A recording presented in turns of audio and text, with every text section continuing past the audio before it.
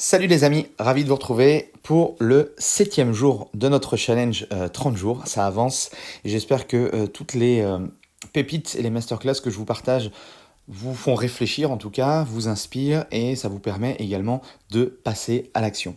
Alors aujourd'hui, j'aimerais parler d'un sujet également, je pense, essentiel quand on est indépendant. C'est pourquoi me choisir moi au lieu de mes concurrents, au lieu de mes confrères. En tout cas, c'est une question que vous devez absolument vous poser, que vous soyez jeune, indépendant ou que vous ayez un petit peu de bouteille, un peu d'expérience. Toujours, à un moment donné, se poser la question, qu'est-ce qui fait que les gens viendraient à moi plutôt que d'aller voir mon voisin.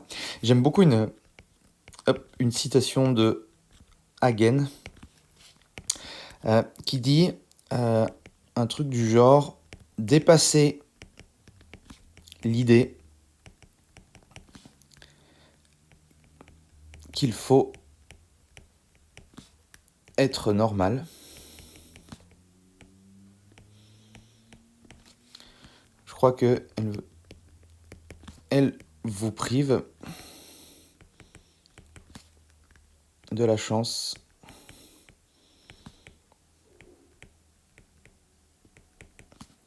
d'être extraordinaire.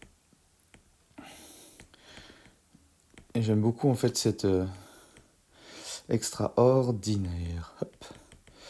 Et en fait j'aime beaucoup, elle m'inspire beaucoup cette citation dans le sens où aujourd'hui on essaye de nous mettre dans des cases, d'accord, alors que il faudrait plutôt essayer de se révéler et essayer de révéler notre propre personnalité et notamment par rapport à notre expérience et à ce qu'on peut vivre dans la vie de tous les jours. Et pour moi, ce qui est important, euh, avec la multitude de coachs aujourd'hui, la multitude de professionnels dans le secteur voilà, de la santé ou par rapport à votre niche, à votre spécialité, il y a énormément de personnes dans le monde, d'accord.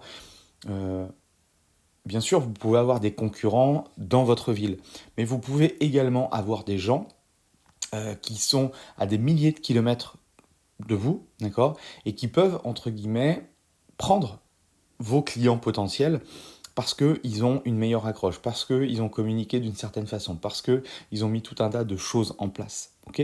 Vous, si vous voulez vraiment être différent et être unique, ça va demander de votre part un travail. Ça va demander en fait des efforts. Je pense que dans la vie, on a rien sans rien et il est important à un moment donné de faire le nécessaire. Et donc, il faut que vous vous posiez la question de comment vous voulez, comment vous voulez être perçu. C'est important de se poser cette question-là. Et j'aime bien utiliser en fait le spectre de cette pyramide-là. En fait, on a le socle ici avec les fondations, les fondamentaux. Donc les fondamentaux du coach, d'accord? Donc qui sont propres en fait à tout le monde. Généralement, ce sont les piliers en termes de formation sur l'anatomie, la physio, la bioméca, les conseils de ceci, etc., etc. Ça, ce sont les fondamentaux qui sont propres à notre métier, d'accord? Donc je dirais c'est les essentiels. On doit absolument les avoir pour commencer un métier, ou en tout cas c'est beaucoup mieux de commencer avec les fondamentaux. Mais je vous avais dit également, c'est que comme tout le monde a les mêmes diplômes, peut faire les mêmes certifications, les mêmes formations, lire les mêmes bouquins, à la fin, on devient des clones. Okay.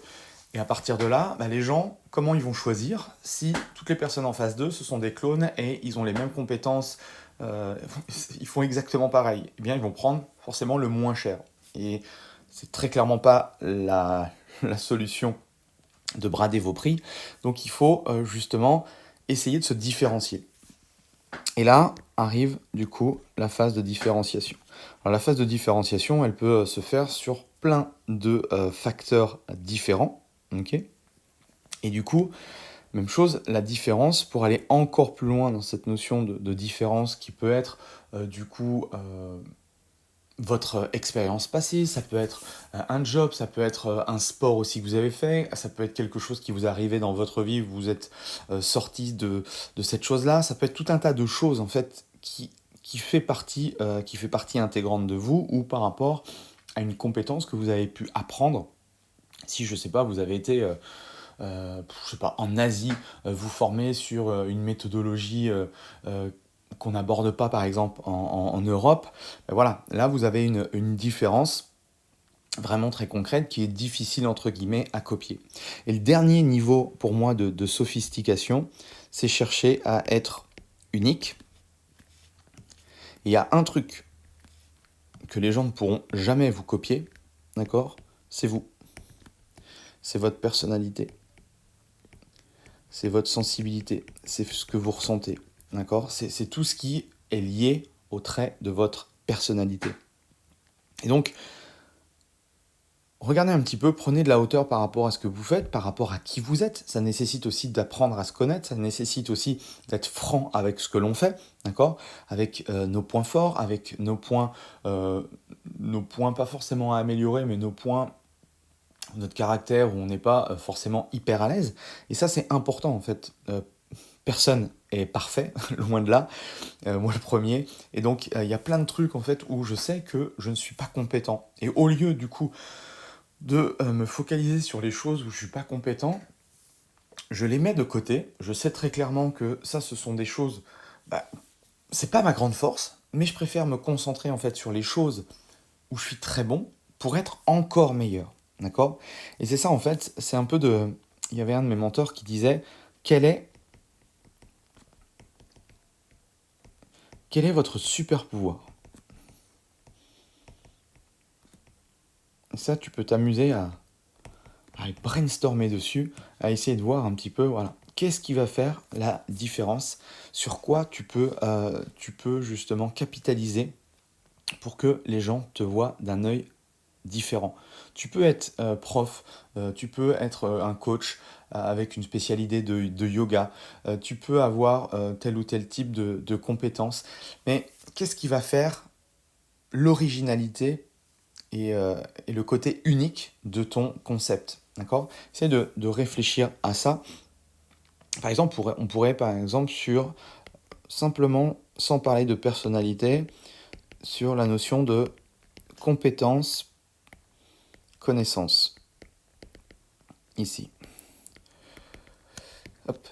On va dire que j'ai une base de yoga. Alors, même chose, il y a des quantités astronomiques de méthodologie de yoga, d'accord? Donc, même chose, on pourrait aller très loin dans ce côté-là.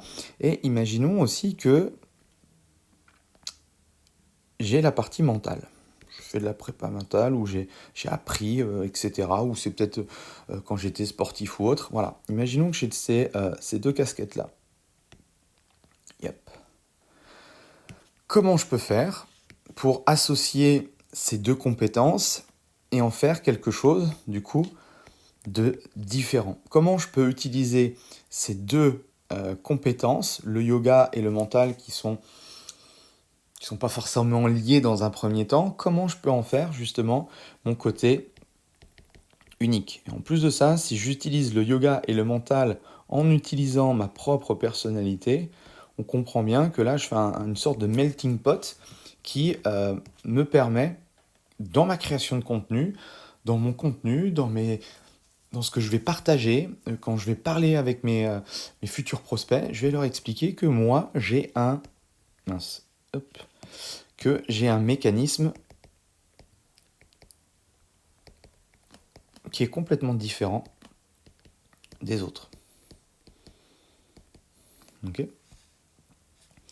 Donc tout ça, ce sont des choses qui sont vraiment importantes et qui peuvent vous permettre et te permettre du coup de te créer vraiment ton propre univers, ton propre cadre de référence.